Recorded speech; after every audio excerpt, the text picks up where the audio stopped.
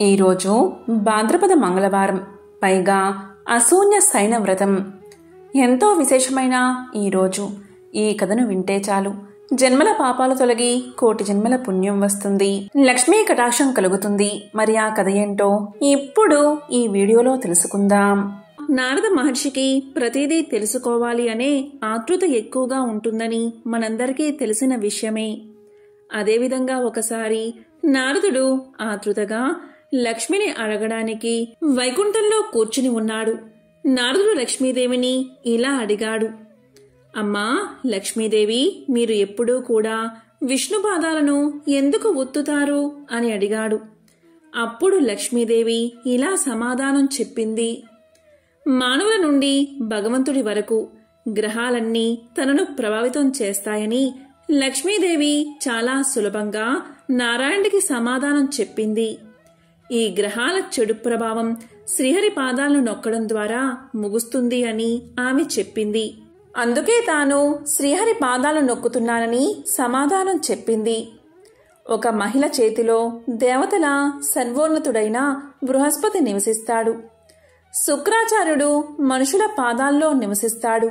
భార్య తన భర్త పాదాలను నొక్కినప్పుడు గ్రహాల యొక్క చెడు ప్రభావం నివారించబడుతుంది. తద్వారా సంపద కూడా పెరుగుతుంది. ఈ విధంగా భర్తకు కలిగిన చెడు ప్రభావాలను భార్య తొలగించగలదు.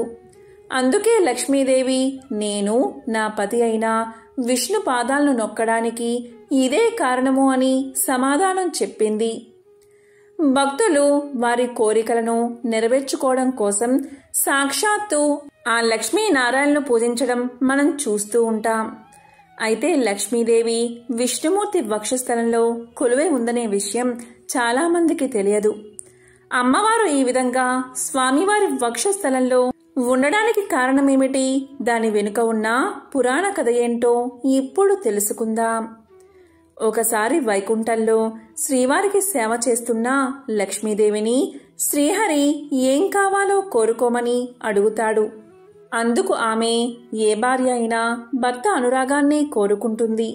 మీ అనురాగం నాకు పుష్కలంగా లభిస్తున్నప్పుడు నాకంటే అదృష్టవంతురాలు ఎవరు ఉంటారు చెప్పండి అని అడిగింది. ఆమె మాటలు విన్న శ్రీహరి ఆమెకు పరమేశ్వరానుగ్రహం కూడా కావాలి అని ఆయన్ని ప్రసన్నం చేసుకోమని చెబుతాడు. తద్వారా లోకోపకారం కూడా జరగనున్నదని శ్రీహరి పలుకుతాడు. అలా శ్రీహరి అనుజ్ఞ పొందిన లక్ష్మీదేవి భూలోకానికి చేరుకుని తపస్సు చేసుకునేందుకు తగిన స్థలాన్ని వెతుకుతూ ఉండగా అటుగా వచ్చిన నారదుడు అనువైన చోటును చూపిస్తాడు. ఆయన సూచన ప్రకారం శ్రీశైల క్షేత్ర సమీపంలోని పాతాళ గంగను చేరుకుని ఒక అశ్వత్థ వృక్షం నీడన తపస్సు మొదలుపెట్టింది లక్ష్మీదేవి. అయితే తపస్సును ప్రారంభించే ముందు గణపతిని ప్రార్థించకుండా పొరపాటు చేసింది. అందుకు కోపగించుకున్న వినాయకుడు లక్ష్మీదేవి తపస్సుకు ఆటంకం కలిగించమని సరస్వతీదేవిని ప్రార్థిస్తాడు. గణనాథుని విన్నపం మేరకు తన అత్తగారి తపస్సుకు విఘ్నాలు కలగజేయసాగింది సరస్వతీదేవి.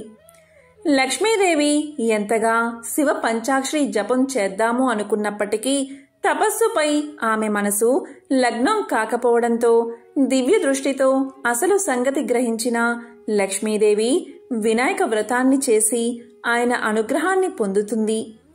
ఆనాటి నుంచి వాయు భక్షణం చేస్తూ ఘోర తపస్సు చెయ్యసాగింది లక్ష్మీదేవి. అయినా పరమేశ్వరుడు ప్రత్యక్షం కాలేదు. ఆమె చుట్టూ పుట్టలు పెరిగి తరువాత ఆమె దేహం నుండి దివ్య తేజోమయ అగ్ని బయటకు వచ్చి సమస్త లోకాలను దహించడానికి బయలుదేరింది.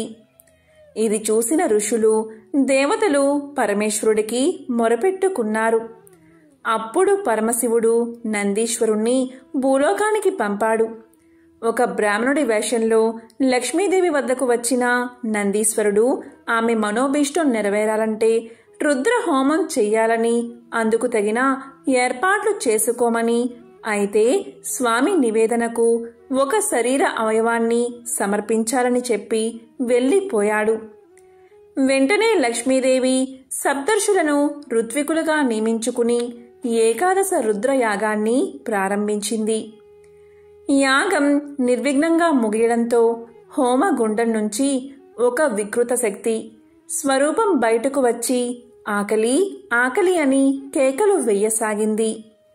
అప్పుడు లక్ష్మీదేవి ఖడ్గంతో తన వామ భాగపు స్తనాన్ని ఖండించి శక్తికి సమర్పించబోగా ఆ శక్తి స్థానంలో పరమేశ్వరుడు ప్రత్యక్షమై లక్ష్మీదేవిని కరుణించి ఆమె వక్ష భాగంలో ఎలాంటి లోపం లేకుండా చేసి వరం కోరుకోమన్నాడు.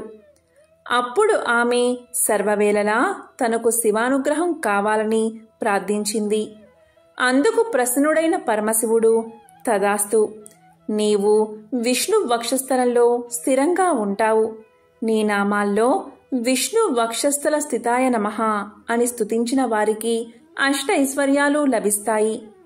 నీ నివేదిత స్థనాన్ని ఈ హోమగుండం నుంచి ఓ వృక్షంగా సృష్టిస్తున్నాను. దీనిని భూలోకవాసులు బిల్వ వృక్షమని పిలుస్తారు. 3 దళాలతో ఉండే మారేడు దళాలతో నన్ను పూజించిన వారికి సర్వశుభాలను కలగజేస్తానని దీవించి అంతర్ధానమయ్యాడు మహాశివుడు. ఈ విధంగా లక్ష్మీదేవి విష్ణు వక్షస్థల నివాసిని అయ్యింది. మహావిష్ణువు యొక్క దేవేరి లక్ష్మి. విష్ణువు ఏ అవతారమెత్తినా ఆమె కూడా మారుపేరుతో మరో వేషంలో ఆయన వెన్నంటే వచ్చిన లక్ష్మీదేవి గురించి మనం తెలుసుకోవాలి. ముందుగా క్షీరసాగర మదనం గురించి, ఆమె విష్ణుమూర్తి చెంతకు ఎలా చేరిందనే విషయం గురించి తెలుసుకుందాం. ఒకసారి దేవేంద్రుడి రాజ్యమైన అమరావతికి వచ్చిన దూర్వాస మహర్షి అక్కడ ఇంద్రుడికి ఒక పవిత్రమైన మాలను బహుమతిగా అందిస్తాడు. అయితే ఆ మాలను తీసుకున్న ఇంద్రుడు దానిపై అంత ఆసక్తి లేనట్లుగా తన వద్ద ఉన్న ఐరావతానికి ఆ మాలను ఇస్తాడు. ఇంద్రుడు ఇచ్చిన ఆ పూలమాలను నేలకేసి తొక్కేస్తుంది ఐరావతం. అది తనకు ఎంతో అవమానంగా భావించిన దూర్వాసుడు ఇంద్రుడిపై కోపంతో శపిస్తాడు. ఇంద్ర, ఏ రాజభోగాలను చూసుకుని నువ్వు మిడిసి పడుతున్నావో అవి లేకుండా పోవుగాక అని ఇంద్రుడికి శాపం పెట్టి కోపంగా అక్కడి నుండి వెళ్ళిపోతాడు దూర్వాసుడు. మహర్షి శాపం కారణంగా ఇంద్రలోకంలో ఉన్న ఇంద్రుని రాజ్యం అమరావతిలో క్రమక్రమంగా కష్టాలు మొదలవుతాయి. రాజ్యంలో సుఖ సంతోషాలు కరువై ప్రజలు అష్ట కష్టాల పాలవుతారు.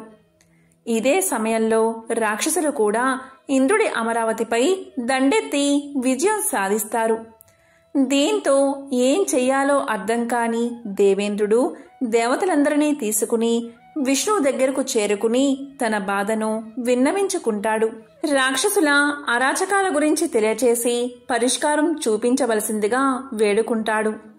దేవేంద్రుడి మొర ఆలకించిన శ్రీ మహావిష్ణువు సముద్రంలో క్షీరసాగర మదనం చేయమని సలహా ఇస్తాడు.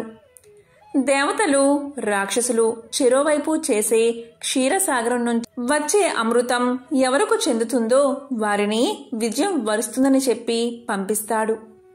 మహావిష్ణువు సూచన మేరకు దేవతలు అలాగే రాక్షసులు క్షీరసాగర మదనం చేస్తారు. అది ఒక యుద్ధ సన్నివేశాన్ని కలిగించేటట్లు ఉంటుందని పురాణాలు చెబుతున్నాయి. క్షీరసాగర మదనం చేసే క్రమంలోనే సముద్ర తరంగాల మధ్యలో నుంచి ఒక తామర పువ్వుపై కూర్చున్న లక్ష్మీదేవి ప్రత్యక్షమవుతుంది. ఆమె ఇంద్రుడి వైపు అలాగే దేవతలను సమర్థిస్తూ విష్ణువు చెంతకు చేరుతుంది అని, అలా క్షీరసాగర మదనం నుంచి జన్మించిన లక్ష్మీదేవి ఆశీస్సులతో ఇంద్రుడు రాక్షసులపై పైచేయి సాధించి తిరిగి తన రాజ్యాన్ని కాపాడుకున్నాడని పురాణాలు తెలియచేస్తున్నాయి. ఆయురారోగ్యాలతో భోగ భాగ్యాలతో శుభలాభాలతో దీవించే వ్రతమే అసూన్య శయన వ్రతం. ఒకసారి నారద మహర్షి అంబరీష మహారాజుతో ఈ విధంగా చెప్తున్నాడు. అంబరీష మహారాజా, శ్రద్ధగా విను. ఒకసారి శృతదేవుడు శృతకీర్తి మహారాజుకు ఏం చెప్పాడో ఆ విషయాలు నీకు తెలియజేస్తున్నాను. ఒకానొక సమయంలో శృతదేవ మహాముని మాటలు విన్న శృతకీర్తి మహారాజు ఇలా పలికాడు. ఓ మునివర్య, మన్మధుని భార్య రతీదేవి అసూన్య శయన వ్రతాన్ని చేసినట్లు మీరు చెప్పారు. ఆమెకు ఆ వ్రత విధానాన్ని దేవతలు చెప్పినట్లుగా మీరు నాకు వివరించారు. దయచేసి నాకు ఆ వ్రత విధానాన్ని వివరించండి. ఆ వ్రత విధానాన్ని, చేయవలసిన దానాన్ని, పూజని, ఫలాన్ని మొదలైన వాటిని కూడా చెప్పవలసిందిగా కోరుతున్నాను అని అభ్యర్థించాడు మహారాజు. అప్పుడు శృతదేవుడు ఇలా చెప్పడం ప్రారంభించాడు. ఓ మహారాజా, ఆ అశూన్య సైనము అనే వ్రతం సర్వ పాపాలను పోగొడుతుంది. ఈ వ్రతాన్ని సాక్షాత్తు శ్రీమన్నారాయణుడే స్వయంగా లక్ష్మీదేవికి తెలియచేశాడు.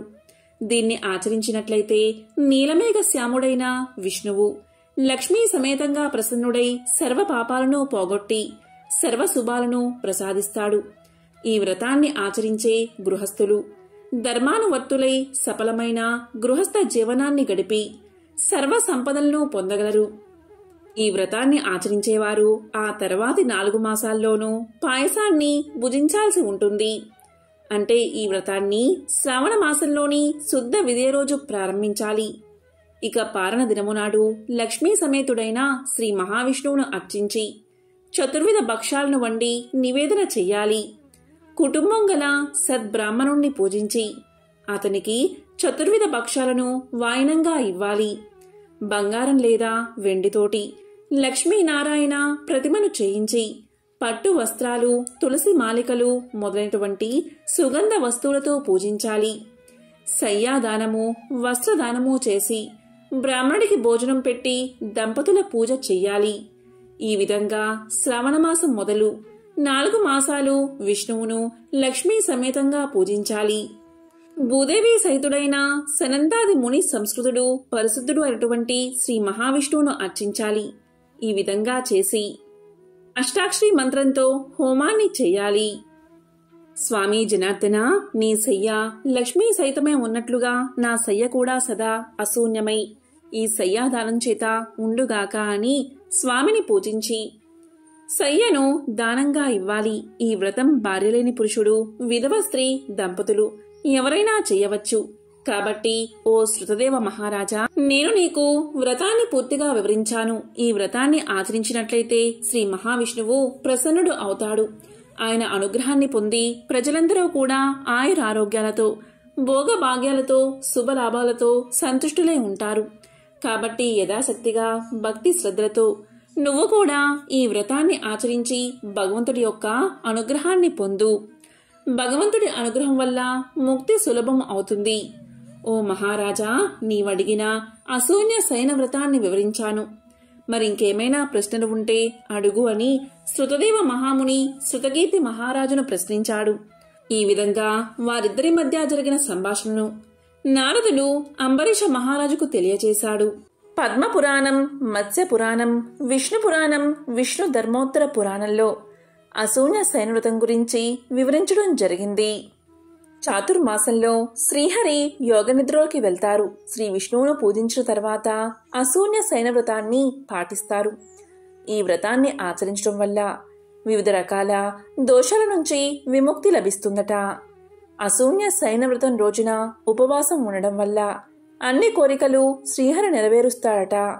ఈ ఉపవాసం ప్రతి నెల కృష్ణపక్షంలో 2వ రోజున ఆషాఢ పూర్ణిమ నుంచి కార్తీక పూర్ణిమ వరకు చాతుర్మాసాల్లో అంటే 4 నెలల పాటు ఆచరిస్తారు. శ్రీహరి శేషనాగ మంచం మీద నిద్రిస్తారు. అశూన్య శయనవ్రతాన్ని ఆచరించడం వల్ల భార్యాభర్తలు కలిసిమెలిసి ఉంటారు. మరి ఎంతో పవిత్రమైన విశేషమైన ఈ అశూన్య శయనవ్రతం శుక్రవారంతో కలిసి వచ్చింది. మరి ఎంతో పవిత్రమైన విశేషమైన ఈ రోజు ఈ కథను వింటే చాలు జన్మల పాపాలు తొలగి కోటి జన్మల పుణ్యం వస్తుంది. సకల శుభాలు కలుగుతాయి. అగ్ని పురాణం ఏం చెప్తుంది అంటే, ఈ రోజున లక్ష్మీనారాయణలు పూజించిన వారికి భార్యాభర్తల మధ్య విభేదాలు ఏమైనా ఉంటే అవన్నీ తొలగిపోతాయట. భార్యాభర్తల మధ్య సఖ్యత పెరుగుతుందట, అన్యోన్యత పెరుగుతుందట. విష్ణు ధర్మోత్తర పురాణం ఏం చెప్తుంది అంటే, వరుణి దేవుని కుమారుడు ఈరోజు ప్రత్యేకించి ఒక విశిష్టమైన వ్రతాన్ని తెలియచేశాడు. అదే అశూన్య శయన వ్రతం. సంతానం కలగడానికి, భార్యాభర్తల మధ్య అనుబంధం పెరగడానికి, గృహంలో శాంతి కలగడానికి, సకల శుభాలు పొందడానికి చేసే విశిష్టమైన వ్రతమే ఈ అశూన్య శయన వ్రతం. మానవ దేహంలోని ఇంద్రియాలకు అంటే ప్రాణానికి, మనసుకి, వాక్ శక్తికి, నేత్రాలకి, చెవులకి గొప్ప యుద్ధం జరిగింది. ప్రతి ఇంద్రియము కూడా నేను గొప్పదాన్ని అంటే కాదు, నేనే గొప్పదాన్ని అనే అహంకారం పెరిగి గొప్ప యుద్ధం జరిగింది. ప్రతి ఇంద్రియము నేనే గొప్పదాన్ని అంటే కాదు, నేనే గొప్పదాన్ని అని పోటీ పడ్డాయి. అవి ఎంత వాదించుకున్నా గొప్పవారు ఎవరో నిర్ధారణ కాలేదు. వేరే మార్గం లేక అవన్నీ కలిసి తమ తండ్రి అయిన ప్రజాపతి బ్రహ్మ వద్దకు వెళ్లాయి. అవి బ్రహ్మ వద్దకు వెళ్లి ఇలా పలికాయి, తండ్రి, మాలో ఎవరు గొప్పవారు, నీవే నిర్ణయించి చెప్పు అని అడిగాయి. ఇక ప్రజాపతి చాలా చిక్కుల్లో పడిపోయాడు. ఆయన అందరికీ తండ్రే కదా, ఆయనకందరూ సమానమే కదా, ఒకరు గొప్ప అని ఇతరులను బాధ పెట్టడం ఏమాత్రం ఇష్టం లేదు ఆయనకి. దాంతో బ్రహ్మ ఇలా పలికాడు, నాయనలారా, మీలో ఎవరు శరీరం నుండి వెళ్లిపోతే శరీరం పరిస్థితి నికృష్టంగా మారుతుందో అదే శ్రేష్టమైనది, అతనే గొప్పవాడు అని బ్రహ్మ తెలియచేశాడు. ఇక ఇంద్రియాల్లో ఒకటైన వాక్శక్తి ఇలా పలుకుతుంది, నేనే గొప్పదాన్ని, నేను లేకపోతే ఏదీ జరగదు, నేను మాట్లాడకపోతే మీ గతి ఏమవుతుందో చూడండి అని వాక్శక్తి బెదిరించి శరీరాన్ని వదిలి వెళ్లిపోతుంది. 1 సంవత్సరం తర్వాత శరీరం పరిస్థితి ఎలా ఉందో చూడ్డానికి వచ్చి ఇలా పలుకుతుంది, నేను 1 సంవత్సరం లేను కదా, నువ్వు ఎలా ఉన్నావు అని అడుగుతుంది. దానికి శరీరం, నేను చక్కగానే ఉన్నాను, ఇబ్బంది ఏమీ లేదు, మాట్లాడలేకపోయాను, కానీ చెవులతో విన్నాను, కళ్ళతో చూశాను, మనసుతో ఆలోచించాను, బ్రతికి హాయిగా ఉన్న సంగతి నువ్వు చూస్తున్నావు కదా అని పలుకుతుంది. ఈ మాటలు విన్న వాక్శక్తి తలవంచుకుని సిగ్గుపడి మళ్లీ శరీరంలోకి ప్రవేశిస్తుంది. ఈసారి నేత్రాలు గర్వించాయి, నేను లేకపోతే ప్రపంచమంతా అంధకారం, వాక్శక్తి ఎలాగో ఓడిపోయింది కాబట్టి నేనే గెలుస్తాను, నేనే గొప్పవాడిని, ఈ విషయాన్ని మీరందరూ తప్పక అంగీకరిస్తారు అని పలికి నేత్రాలు శరీరాన్ని వదిలి వెళ్లిపోయాయి. 1 సంవత్సరం గడిచిన తర్వాత వచ్చి ఇలా అడుగుతుంది నేత్రాలు, నేను లేకపోయేసరికి నీకు చాలా ఇబ్బందిగా అనిపించింది కదా, చాలా కష్టాన్ని అనుభవించావేమో అని అనగానే శరీరం ఇలా చెబుతుంది, ఎలాంటి ఇబ్బంది లేదు, కష్టం అసలే పడలేదు, నేత్రాలతో చూడలేదు కాని చెవులతో విన్నాను, నోటితో మాట్లాడాను, మనసుతో ఆలోచించాను, హాయిగా ఉన్నాను, చూశావు కదా అని శరీరం సమాధానం చెప్తుంది. ఇది విని నేత్రాలు సిగ్గుపడి శరీరంలోకి ప్రవేశించాయి. ఇక నేత్రాల పక్కన ఉన్న చెవులకు గర్వం కలిగింది. ఈసారి నా గొప్పతనం చూపిస్తాను అనుకుని చెవులు ఇలా అన్నాయి, నేను లేకపోతే మీ శరీరం వృధా అని శరీరాన్ని వదిలిపోయాయి. 1 సంవత్సరం తర్వాత చెవులు తిరిగి వచ్చి శరీరాన్ని చూశాయి. నేను లేకపోతే నువ్వు బాగానే ఉన్నావా అని శరీరాన్ని అడిగాయి. దానికి శరీరం ఇలా సమాధానం చెప్తుంది, నేను బాగానే ఉన్నాను, కళ్ళతో చూశాను, నోటితో మాట్లాడాను, మనసుతో ఆలోచించాను, కేవలం వెళ్ళలేకపోయాను అంతే, బతికే ఉన్నాను, నువ్వు చూస్తున్నావు కదా అని సమాధానం చెప్పింది. ఇదంతా విన్న చెవులు సిగ్గుపడి తిరిగి శరీరంలోకి ప్రవేశించాయి. చివరికి మనసు ఇలా పలికింది, చెవులు, నేత్రాలు, వాక్శక్తి ఇవన్నీ గొప్పవి కానే కావు, చివరికి ప్రాణం, నేను మాత్రమే మిగిలి ఉన్నాం, ప్రాణం అసలు గొప్పది కానే కాదు అంటూ మనసు శరీరాన్ని వదిలి వెళ్లిపోయింది. 1 సంవత్సరం తర్వాత మనసు వచ్చి శరీరాన్ని చూసి నేను లేకపోయినా శరీరం బాగానే ఉంది, ఏమిటిది అని విచారిస్తూ శరీరాన్ని అడిగింది. దానికి శరీరం ఇలా చెప్పింది, నేను చాలా బాగున్నాను, కళ్ళతో చూశాను, నోటితో మాట్లాడాను, చెవులతో విన్నాను, చాలా హాయిగా ఉన్నాను అని పలకగాని మనసు కూడా సిగ్గుపడి తిరిగి శరీరంలోకి ప్రవేశించింది. ఇప్పటి వరకు ఎవరు గొప్పవారో ఇంకా నిర్ధారణ కాలేదు. ప్రాణం మాత్రం ఇంతవరకు నిశ్శబ్దంగా ఉండి జరిగిందంతా చూస్తూ ఉంది. తాను అన్నిటికంటే గొప్పదాన్నని దానికి తెలుసు. అదే లేకపోతే శరీరం బ్రతకదని తెలుసు. ప్రాణం ఉంటేనే కళ్ళు, చెవులు, నోరు, వాక్శక్తి, మనసు తమ తమ పనులు చేస్తాయి. ఇక అన్ని అవయవాల అహంకారం తగ్గాక ప్రాణం శరీరం నుంచి వేరు కావడానికి ప్రయత్నించింది. అలా ప్రయత్నించగానే కళ్ళు, చెవులు, వాక్శక్తి, మనసు ప్రమాదంలో పడిపోయాయి. అప్పుడు అవన్నీ కలిసి నీవే గొప్పదానవు, మా అందరికంటే నీవే ఉన్నతమైన దానివి, నీవల్లే మేము జీవించి ఉన్నాము. ఓ ప్రాణమా, నీవే తల్లివి, నీవే తండ్రివి, నీవే శక్తివి, నీవే తేజానివి. తల్లి పిల్లల్ని ఎలా రక్షిస్తుందో మమ్మల్ని నీవే రక్షించాలి అని మొరబెట్టుకున్నాయి. ఇక ప్రాణం ఇదంతా విని సంతోషించి తాను అందరికంటే గొప్పదాన్ని అని అందరూ గ్రహించినందుకు ఎంతో తృప్తి చెందింది. కాబట్టి ఉపనిషత్తులోని ఈ కథను విన్నా, చెప్పినా, చదివినా, వినిపించినా సకల శుభాలు కలుగుతాయి. ఒక బ్రాహ్మణ దంపతులు నివసిస్తూ ఉండేవారు. వారికి సంతానం లేకపోవడం వల్ల ఎంతో బాధగా ఉండేది. ఇక ఆ బ్రాహ్మణుడు ఒకరోజు సంతానం కోసం విష్ణుమూర్తి గురించి తపస్సు చేయడానికి అరణ్యాలకు వెళ్లిపోయాడు. అక్కడ అరణ్యంలో విష్ణుమూర్తి గురించి ఘోర తపస్సు చేయసాగాడు. ఆ ఘోర తపస్సు చూసి శ్రీ మహావిష్ణువు సంతోషించి ఆ బ్రాహ్మణుడి ఎదుట ప్రత్యక్షమయ్యాడు. అప్పుడు విష్ణుమూర్తి ఇలా పలికాడు, ఓ బ్రాహ్మణ శ్రేష్ఠుడా, ఏమి నీ కోరిక అని అడిగాడు. దానికి ఆ బ్రాహ్మణుడు ఎంతో సంతోషించి స్వామిని అనేక విధాలుగా స్తుతించి ఇలా పలికాడు, స్వామి, అసాధ్యమైన నీ దర్శనం నాకు కలిగింది. నేను ఒక పేద బ్రాహ్మణుణ్ణి, నాకు సంతానం లేదు, నాకు సంతానం కలిగేలా దీవించు అని వేడుకున్నాడు. అప్పుడు శ్రీ మహావిష్ణువు బాగా ఆలోచించి ఇలా అన్నాడు, చూడు బ్రాహ్మణ శ్రేష్ఠ, నీకు భర్త చనిపోయినా ఆడపిల్ల సంతానంగా కావాలా, లేదా ఆయుషులేని మగబిడ్డ కావాలా, కోరుకో అన్నాడు. అప్పుడు ఆ బ్రాహ్మణుడు బాగా ఆలోచించి, స్వామి, చనిపోయే కొడుకు నాకు ఎందుకు, నాకు ఆడపిల్లే కావాలి అని చెప్పాడు. దీంతో శ్రీ మహావిష్ణువు, సరే బ్రాహ్మణుడా, నీ కోరిక తప్పక నెరవేరుతుంది అని ఆశీర్వదించి అంతర్ధానమయ్యాడు. ఇక ఆ బ్రాహ్మణుడు అడవి మార్గంగా ఇంటికి చేరుకున్నాడు. కొన్నాళ్లకు భార్య గర్భం ధరించి 12 ఆడపిల్లను కన్నది. తల్లిదండ్రులు ఆమెకు విష్ణుమూర్తి వరం వల్ల పుట్టింది కాబట్టి నారాయణమ్మ అనే పేరు పెట్టారు. ఆమెకు యుక్త వయసు రాగా వివాహం చెయ్యాలని ఆ బ్రాహ్మణ దంపతులు ఎందరినో కలిసి ఎన్నో సంబంధాలు చూశారు. కాని నారాయణమ్మను చేసుకోవడానికి ఎవరూ ముందుకు రాలేదు. ఇక చివరకు తల్లిదండ్రుల విచారంతో అడవికి వెళ్లి కనీసం ఒక రాతితోనైనా పెళ్లి చెయ్యాలి అనుకుని ఆ ఆడపిల్లను తీసుకెళ్లారు. ఆ అడవిలో శ్రీకృష్ణుడి విగ్రహాన్ని చూసి ఆ శ్రీకృష్ణుడితో ఆమె వివాహాన్ని జరిపించారు. ఇలా వివాహం జరిగిందో లేదో అలా ఆ విగ్రహం బద్దలై పిండి అయిపోయింది. దీంతో నారాయణమ్మ ఎంతో బాధపడి గోరున ఏడ్చింది. ఇక తల్లిదండ్రులు ఎంతో దుఃఖించి ఇంటికి తిరిగి వెళ్లిపోయారు. కొంతకాలానికి నారాయణమ్మ తన బాధను విష్ణుమూర్తికి చెప్పుకోవడానికి విష్ణుమూర్తి గురించి తపస్సు చేయసాగింది.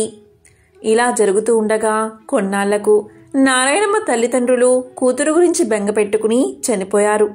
ఇక నారాయణమ్మ ఇంట్లోనే తపస్సు చేసుకుంటూ ఎవరు వచ్చినా సరే నా దగ్గరకు రాకండి, నన్నేమీ అడగకండి నారాయణ అంటూ ఉండేది.